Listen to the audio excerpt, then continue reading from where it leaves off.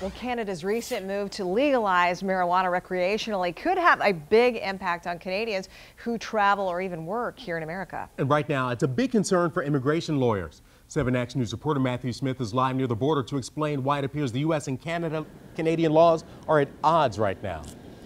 Well, Keenan, basically we're talking about Canada's legislation for recreational marijuana and America's Nationality Immigration Act. It's just a fancy way of saying that the two laws don't match up, so that if you're Canadian and you smoke pot on the other side of the border, when you're entering here, a border agent can ask you about it. And depending on how you answer that question, you could be banned from the U.S. permanently.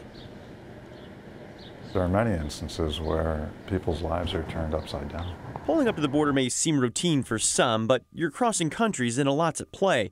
While Canada moved to legalize marijuana recreational last month, it could have a big impact along the Detroit-Windsor border for years to come. Specifically, if you're Canadian who's more apt to smoke, or if border agents ask more about it. You may not think it's a crime here in Canada, and it's not, but it does equate to a crime there.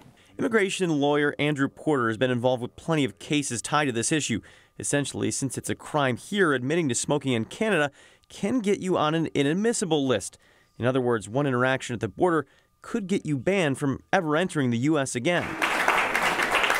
And in case you haven't noticed, crossings are common. So common, Canada is building a second bridge for the thousands of Detroiters and Canadians making the trip across each day. And while Canada is changing the law, the Customs and Border Protection Agency tells me they've got no plans to make changes to their rules. Declining to discuss the topic on camera, they released a simple statement reading, in part, U.S. Customs and Border Protection enforces the laws of the United States. Although medical and recreational marijuana may be legal in some U.S. states and Canada, the sale, possession, production, and distribution of marijuana all remain illegal under U.S. federal law. You're obligated to tell the truth in relation to questions put to you, but you would hope that that question wouldn't be posed. The laws need to be updated. They need to be brought into the current.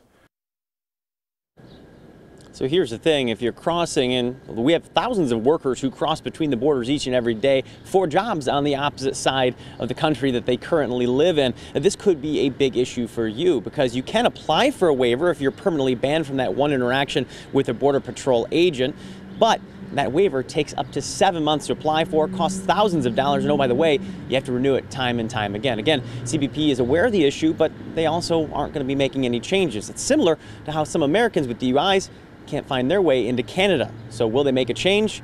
Right now, it's yet to be determined.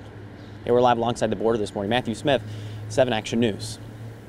Thank you very much, Matthew.